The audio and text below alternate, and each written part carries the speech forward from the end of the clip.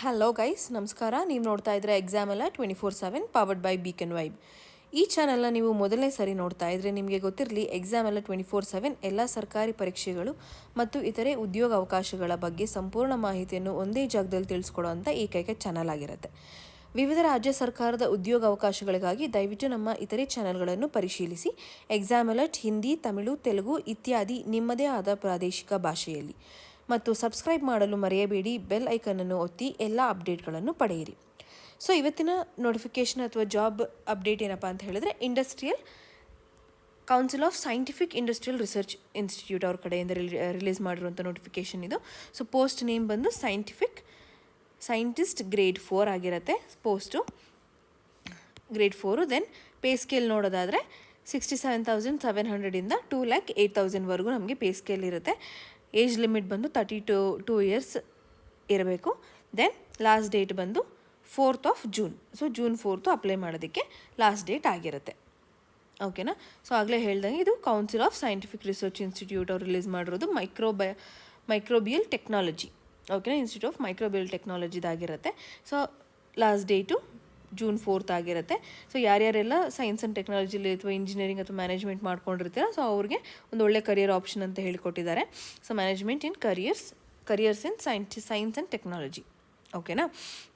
Next so unique opportunity ಇದು ಒಂದು. So science and ಟೆಕ್ನಾಲಜಿಲಿ ಯಾರ್ಯಾರು ನಿಮ್ಮ ಕರಿಯರ್ಸ್ನ ಕಟ್ಕೊಳ್ಬೇಕು ಅಂತ ಅಂದ್ಕೊಂಡಿದ್ದೀರೋ ಸೊ ಅವರೆಲ್ಲ ಇದಕ್ಕೆ ಅಪ್ಲೈ ಮಾಡ್ಕೊಳ್ಬೋದು. ಸೊ ಡೆಸಿಗ್ನೇಷನ್ ಕೊಟ್ಟಿದ್ದಾರೆ ಸೈಂಟಿಸ್ಟ್ ಗ್ರೇಡ್ 4 ಲೆವೆಲ್ 2 ಅಂತ ಹೇಳಿ. ನಂಬರ್ ಆಫ್ ಪೋಸ್ಟ್ ಬಂದು 3 ಪೋಸ್ಟ್ಸ್ ಇರುತ್ತೆ. ಅದರಲ್ಲಿ ರಿಸರ್ವ್ಡ್ಗೆ 2 ಇರುತ್ತೆ, ಅನ್ರಿಸರ್ವ್ಡ್ಗೆ 2 ಇರುತ್ತೆ. ಸೊ ರಿಸರ್ವ್ಡ್ಗೆ 1 ಇರುತ್ತೆ, ಅಂದರೆ SC ಅವರಿಗೆ 1 ಪೋಸ್ಟ್ ಅವೈಲಬಲ್ ಇರುತ್ತೆ. ಸೊ ಬೇರೆ ಯಾವುದೇ ರೀತಿಯಾದ ಪೋಸ್ಟ್ ಬಗ್ಗೆ ಮಾಹಿತಿ ಕೊಟ್ಟಿಲ್ಲ. ಸೊ 3 ಪೋಸ್ಟ್ ಇರುತ್ತೆ. ಸೊ 3ರಲ್ಲಿ 2 ಅನ್ರಿಸರ್ವ್ಡ್ ಆಗಿರುತ್ತೆ, 1 ರಿಸರ್ವ್ಡ್ ಆಗಿರುತ್ತೆ. ಸೊ ಪೇ ಸ್ಕೇಲ್ ನೋಡೋದಾದರೆ ಪೇ 11 ಕೊಡ್ತಾ ಇದ್ದಾರೆ. 67,000 ಸ್ಟಾರ್ಟ್ ಆಗುತ್ತೆ, ವೆರಾಸ್ 2 lakhsವರೆಗೂ ಇರುತ್ತೆ ಅಪ್ ಟು. ಆಯಿತಾ. ನೆಕ್ಸ್ಟ್ ಟೋಟಲ್ ಎಮಾಲ್ಮೆಂಟ್ಸ್ ನೋಡೋದಾದರೆ 1,24,000ವರೆಗೂ ಇರುತ್ತೆ. ಸೊ ಮ್ಯಾಕ್ಸಿಮಮ್ ಏಜ್ ಬಂದು 32 ಇಯರ್ಸ್ ಆಗಿರುತ್ತೆ. ಓಕೆನಾ. ಸೊ ಡೀಟೇಲ್ ಕ್ವಾಲಿಫಿಕೇಷನ್ ಅಥವಾ ಯಾವ ಪೋಸ್ಟ್ಗೆ ಏನು ಕ್ವಾಲಿಫಿಕೇಷನ್ ಬೇಕು ಅಂತ ನೋಡೋಣ. ಸೊ 3 ಪೋಸ್ಟ್ ಕೊಟ್ಟಿದ್ದಾರೆ. ಸೊ 3 ಪೋಸ್ಟ್ಗೆ ಪೋಸ್ಟ್ ಕೋಡ್ ಕೊಟ್ಟಿದ್ದಾರೆ. ಪರ್ಫೆಕ್ಟಾಗಿ ಏನು ಪೋಸ್ಟ್ ಅಂತ ಕೊಟ್ಟಿಲ್ಲ. So post code 1, post code 2, post code 3. ಆಯಿತಾ. ಸೊ ಪೋಸ್ಟ್ ಕೋಡ್ 1ಅಲ್ಲಿ ಒಂದಿರುತ್ತೆ, ಎಲ್ಲದರಲ್ಲೂ ಒಂದೊಂದೇ ವೇಕೆನ್ಸಿ ಅಥವಾ ಒಂದೊಂದೇ ಪೋಸ್ಟು ಇರೋದು. ಓಕೆನಾ. ಅದರಲ್ಲಿ 2 ರಿಸರ್ವ್ಡ್ಗೆ ಆಗಿರುತ್ತೆ. ಇದರಲ್ಲಿ ಇದೆರಡು ಅನ್ರಿಸರ್ವ್ಡ್ಗೆ ಆ್ಯಂಡ್ ಇದು ಮಾತ್ರ ರಿಸರ್ವ್ಡ್ಗೆ. ಆಯಿತಾ. ಶೆಡ್ಯೂಲ್ ಕ್ಯಾಸ್ಟ್ ಬಂದು ರಿಸರ್ವ್ಡ್ಗೆ ಆ್ಯಂಡ್ ಇದೆರಡು ಪೋಸ್ಟ್ ಬಂದು ಅನ್ರಿಸರ್ವ್ಡ್ಗೆ ಆಗಿರುತ್ತೆ. ಸೊ ಕ್ವಾಲಿಫಿಕೇಷನ್ ಕೊಟ್ಟಿದ್ರೆ ಇದು ಎಲ್ಲದಕ್ಕೂ PhD ಆಗಿರಬೇಕು ಆ್ಯಂಡ್ PhDನ ನಿಮ್ಮ ಪ್ರಾಜೆಕ್ಟ್ನ ಸಬ್ಮಿಟ್ ಮಾಡಿ ಆಗಿರಬೇಕಾಗತ್ತೆ. ನೆಕ್ಸ್ಟ್ ಡಿಸೈರಬಲ್ ಕ್ವಾಲಿಫಿಕೇಷನ್ ಅಥವಾ ಎಕ್ಸ್ಪೀರಿಯನ್ಸ್ ಇರಬೇಕಾಗತ್ತೆ. ಸೊ ಪ್ರೂವನ್ ರಿಸರ್ಚ್ ಎಕ್ಸ್ಪೀರಿಯನ್ಸ್ ಇರಬೇಕಾಗತ್ತೆ. ಅದರಲ್ಲಿ ಮೆಟಬಾಲಿಕ್ ಇಂಜಿನಿಯರಿಂಗಲ್ಲಿ ಪೋಸ್ಟ್ ಕೋಡ್ 1ಅಲ್ಲಿ ಮೆಟಬಾಲಿಕ್ ಇಂಜಿನಿಯರಿಂಗಲ್ಲಿ ಎಕ್ಸ್ಪೀರಿಯನ್ಸ್ ಇರಬೇಕಾಗತ್ತೆ. ದೆನ್ ಮೆಟಬಾಲಿಕ್ ಇಂಜಿನಿಯರಿಂಗಲ್ಲಿ ಎಕ್ಸ್ಪೀರಿಯನ್ಸ್ ಇರಬೇಕಾಗತ್ತೆ.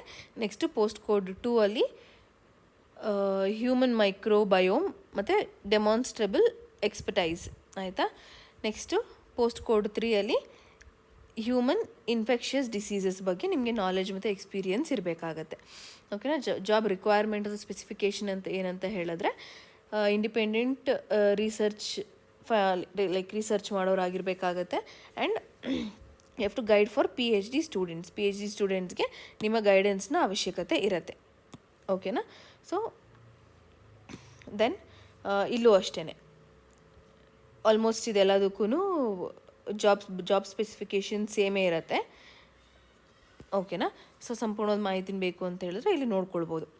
ನೆಕ್ಸ್ಟು ಜನರಲ್ ಇನ್ಫಾರ್ಮೇಷನ್ ಏನಂತ ಹೇಳಿದ್ರೆ, so these post carry allowance ಕೊಡ್ತಾರೆ. ಸೊ ನಿಮ್ಗೆ ಏನು ಅಮೌಂಟ್ ಬೇಕಾಗುತ್ತೆ ಅದ್ರ ಕೊಡ್ತಾರೆ. DNS ಅಲೋವೆನ್ಸು, ಹೌಸ್ ರೆಂಟು, ಸೊ ಎಲ್ಲನೂ ಇನ್ಕ್ಲೂಡ್ ಆಗಿರುತ್ತೆ. ಸೊ ನೆಕ್ಸ್ಟ್ ಏನಂತ ಹೇಳಿದ್ರೆ, ನೀವು ನ್ಯಾಷನಲ್ ಪೆನ್ಷನ್ ಸ್ಕೀಮ್ ಅಂಡರಲ್ಲಿ ಬರ್ತೀರಾ. ಓಕೆನಾ. ದೆನ್ ಏನಾದರೂ ಅಡ್ವಾನ್ಸ್ ಬೇಕು ಅಥವಾ ಇನ್ಕ್ರಿಮೆಂಟ್ ಬೇಕು ಜಾಬಿಗೆ ಸೆಲೆಕ್ಷನ್ ಆಗೋಕ್ಕಿಂತ ಮುಂಚೆ ಅಂತ ಹೇಳಿದ್ರೆ, ಸೊ ಸೆಲೆಕ್ಷನ್ ಕಮಿಟಿ ಅವ್ರು ಕೊಡುವಂಥ ರೆಕಮೆಂಡೇಷನ್ಸ್ ಮೇಲೆ ನಿಮಗೆ ಅಡ್ವಾನ್ಸ್ ಅಥವಾ ಇನ್ಕ್ರಿಮೆಂಟ್ಸ್ ಕೂಡ ಮಾಡ್ತಾರೆ.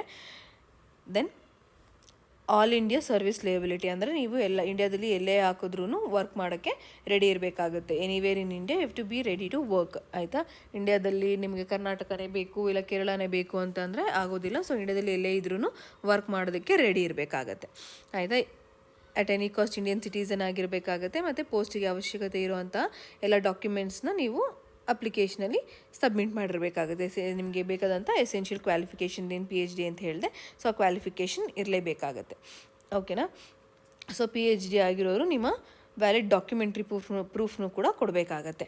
ಆಯಿತಾ. ನೀವೇನೇನು ಪ್ರಾಜೆಕ್ಟ್ ಮಾಡಿದ್ದೀರಾ, ಯಾವುದ್ರ ಮೇಲೆ ಏನೇನು ಲೈಕ್ ವರ್ಕ್ ಮಾಡಿದ್ದೀರಾ ಅಂತ ಹೇಳಿ ನಿಮ್ಮ ಡಾಕ್ಯುಮೆಂಟ್ ಪ್ರೂಫು ಕೂಡ ಸಬ್ಮಿಟ್ ಮಾಡಬೇಕಾಗತ್ತೆ. ಓಕೆನಾ. ನೆಕ್ಸ್ಟು ಏನಾದರೂ ಇನ್ ಕೇಸ್ ಏನಾದರೂ ಟೈ ಆಯಿತು ಅಂತ ಹೇಳಿದ್ರೆ ಹಿಂಗೆ ರಿಸಾಲ್ವ್ ಮಾಡ್ತಾರೆ. ಇಲ್ಲಿ ಕೊಟ್ಟಿದ್ದಾರೆ date of birth with older candidate placed higher. ಆಯಿತಾ. ಯಾರಿಗೆ ಜಾಸ್ತಿ ಹೈಯರ್ ಏಜ್ ಇರುತ್ತೆ ಸೊ ಅವ್ರನ್ನ ಕನ್ಸಿಡರ್ ಮಾಡ್ತಾರೆ. ಮತ್ತು ಡಿಗ್ರಿಯಲ್ಲಿ ಮಾರ್ಕ್ಸ್ನ ಕನ್ಸಿಡರ್ ಮಾಡ್ತಾರೆ. ದೆನ್ ಆಲ್ಫಾಬೆಟಿಕಲ್ ಆರ್ಡ್ರಲ್ಲಿ ಡಿಸೈಡ್ ಮಾಡ್ತಾರೆ. ಓಕೆನಾ. ಸೊ ಇವಾಗ ಆಲ್ರೆಡಿ ಕರೆಂಟ್ಲಿ CSIR ವರ್ಕ್ ಮಾಡ್ತಾ ಇದ್ದೀರಾ ಅಂತ ಹೇಳಿದ್ರೆ ನೋ ಅಬ್ಜೆಕ್ಷನ್ ಸರ್ಟಿಫಿಕೇಟ್ ಕೇಳ್ತಾರೆ. ಓಕೆನಾ. ನೆಕ್ಸ್ಟ್ ಸೆಲೆಕ್ಷನ್ ಪ್ರಾಸೆಸಲ್ಲಿ ಲೈಕ್ ಸ್ಕ್ರೀನಿಂಗ್ ಮತ್ತು ಸೆಲೆಕ್ಷನ್ ಇರುತ್ತೆ. ಸೊ ಆವಾಗ ನಿಮಗೆ ಡಾಕ್ಯುಮೆಂಟ್ ಮತ್ತು ಇನ್ಫಾರ್ಮೇಷನ್ ಎಲ್ಲ ಪ್ರಾಪರಾಗಿ ಸಬ್ಮಿಟ್ ಮಾಡಿರಬೇಕಾಗತ್ತೆ. ಓಕೆನಾ. ಸೊ ಇನ್ನು ಸಂಪೂರ್ಣವಾದ ಹೆಚ್ಚಿನ ಮಾಹಿತಿ ಇಲ್ಲಿ ಕೊಟ್ಟಿದ್ದಾರೆ. ಸೊ ಅದು ಒಂದ್ಸತಿ ನೋಡ್ಕೊಳ್ಳಿ, ಅಂಥ ಅವಶ್ಯಕತೆ ಏನಿಲ್ಲ. ಸೊ ಮೇಯ್ನ್ ಆಗಿರೋವಂಥದ್ದನ್ನು ನೋಡ್ಕೊಂಡು ಹೋಗೋಣ. ಓಕೆನಾ. ನೋಟಿಫಿಕೇಷನ್ ಅಬೌಟ್ ಲೈಕ್ ಏನಾದರೂ ಡೇಟ್ ಆಫ್ ಇಂಟರ್ವ್ಯೂ ಅಥವಾ ಯಾವಾಗಿರುತ್ತೆ ಸ್ಕ್ರೀನಿಂಗ್ ಅದೆಲ್ಲ ಏನು ಅಂತ ಹೇಳಿ ನಮ್ಗೆ 2 ವೆಬ್ಸೈಟ್ ಕೊಟ್ಟಿದ್ದಾರೆ. ಸೊ ಈ 2 ವೆಬ್ಸೈಟಲ್ಲಿ ಏನಾದರೂ ಫರ್ದರ್ ಅಪ್ಡೇಟ್ಸು ಅಥವಾ ಇನ್ಫಾರ್ಮೇಷನ್ಸ್ ಕೊಡಬೇಕು ಅಂತ ಹೇಳಿದ್ರೆ ಕ್ಯಾಂಡಿಡೇಟ್ಸ್ಗೆ ಈ 2 ವೆಬ್ಸೈಟ್ಗಳಲ್ಲಿ ಮೆನ್ಷನ್ ಮಾಡಿರ್ತಾರೆ. ಓಕೆನಾ. Next the selected candidate will be on probation for a specific period. ಆಯಿತಾ. ಒಂದಷ್ಟು ವರ್ಷ ಮೇ ಬಿ ಮ್ಯಾಕ್ಸಿಮಮ್ ಅಂದರೆ ಯೂಶಲಿ 1 ಇಯರ್ ಇರುತ್ತೆ. ಸೊ 1 ಇಯರ್ ಪ್ರೊಬೇಷನರಿ ಪೀರಿಯಡಲ್ಲಿ ಇರ್ತೀರ. ನೆಕ್ಸ್ಟು ಕನ್ಫರ್ಮೇಷನ್ ಸಿಗುತ್ತೆ. ಓಕೆನಾ. Next age limit, age relaxation ನೋಡೋದಾದರೆ ಆಗಲೇ ಹೇಳ್ದಂಗೆ ಲೈಕ್ 5 ಇಯರ್ಸ್ SC ಅವ್ರಿಗೆ ಇರುತ್ತೆ. ಇಲ್ಲಿ ನಮಗೆ ಕ್ಯಾಟಗರಿ ಬಂದು SC ಮಾತ್ರ ಇರೋದು. ರಿಸರ್ವ್ಡ್ ಕ್ಯಾಟಗರೀಸ್ ಬಂದು SCಗೆ ಮಾತ್ರ ಇರೋದು. ST ಅಥವಾ OBC ಅಥವಾ ಲೈಕ್ ಫಿಸಿಕಲಿ ಡಿಸೇಬಲ್ಡ್ ಯಾವುದನ್ನು ಕನ್ಸಿಡರ್ ಮಾಡಿಲ್ಲ. ಸೊ ನೀವು SC ಆಗಿದ್ದರೆ ಮಾತ್ರ ನಿಮಗೆ ಏಜ್ ರಿಲ್ಯಾಕ್ಸೇಷನ್ 5 ಇಯರ್ಸ್ ತನಕನೂ ಇರುತ್ತೆ. ಓಕೆನಾ. ಇದ್ಯಾವುದು ಇಲ್ಲಿ ಇಲ್ಲದೆ ಇರೋದ್ರಿಂದ ಸೊ ಅದು ಯಾವುದಕ್ಕೂ ಏಜ್ ರಿಲ್ಯಾಕ್ಸೇಷನ್ನು ಮೆನ್ಷನ್ ಮಾಡಿರೋದಿಲ್ಲ ಇಲ್ಲಿ ಅವರು. ಓಕೆನಾ. ಯಾಕಂದರೆ ಅದರ ಪೋಸ್ಟ್ ಯಾವುದೂ ಇಲ್ಲ. ದೆನ್ ಸೊ ಆಲ್ರೆಡಿ ಡಿಪಾರ್ಟ್ಮೆಂಟಲ್ಲಿ ವರ್ಕ್ ಮಾಡ್ತಾ ಇರೋರಿಗೆ ಏಜ್ ರಿಲ್ಯಾಕ್ಸೇಷನ್ನು 5 ಇರುತ್ತೆ. ಅವ್ರಿಗೇನು ಸ್ಪೆಸಿಫಿಕ್ಕಾಗಿ ಏಜ್ ರಿಲ್ಯಾಕ್ಸೇಷನ್ ಕೊಟ್ಟಿಲ್ಲ. ಇನ್ ಕೇಸ್ SCಯಲ್ಲಿ ಇದ್ಕೊಂಡು ಏನಾದರೂ ಬೆಂಚ್ ಮಾರ್ಕ್ ಡಿಸೇಬಿಲಿಟಿ ಇತ್ತು ಅಂತಂದರೆ ಅವರಿಗೆ 10 ಇಯರ್ಸ್ ತನಕ ಏಜ್ ರಿಲ್ಯಾಕ್ಸೇಷನ್ ಇರುತ್ತೆ. ಅಂದರೆ SC ಮಾತ್ರ ಆಗಿರಬೇಕು. ಕ್ಯಾಸ್ಟ್ ಬಂದು SC ಆಗಿರಬೇಕಾಗತ್ತೆ. ಆ್ಯಂಡ್ ಅವ್ರಿಗೆ ಏಜ್ ಲೈಕ್ SC ಆಗಿದ್ದು age limit like 10 years extend ಆಗುತ್ತೆ. ವೆರಸ್ ಅವರು ಡಿಸೇಬಲ್ ಆಗಿದ್ದರೆ ಮಾತ್ರ. ಓಕೆನಾ. ಸೊ ಯಾವ ಥರ ಡಿಸಬಿಲಿಟಿ ಅಥವಾ ಯಾವ ಕ್ಯಾಟಗರಿಗೆ ಬರ್ತಾರೆ ಅಂತ ಹೇಳಿ ಇಲ್ಲಿ ಮೆನ್ಷನ್ ಮಾಡಿದ್ದಾರೆ.